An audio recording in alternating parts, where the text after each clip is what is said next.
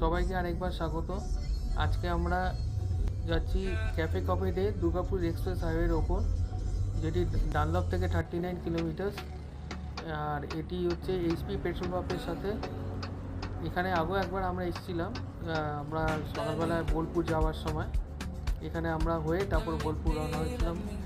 আমাদের তখনই ভালো লেগেছিলো, সেই জন্য আজকে একবার একটা আনপ্ল্যান্ড ওয়েতে এখানে আমরা চলে এলাম। আর জায়গাটা খুব শান্ত নিরিবিলি বলেই ভালো লাগে, সেই জন্য এসেছি।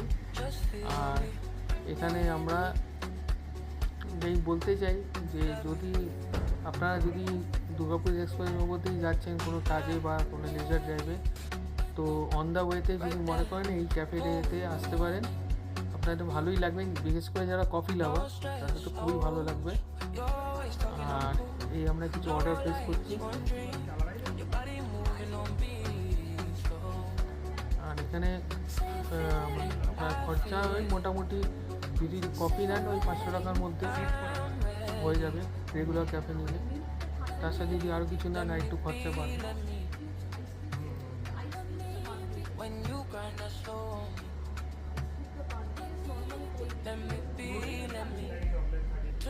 ইভিনিং এখানে সময় কাটাতে বেশ ভালোই লাগবে।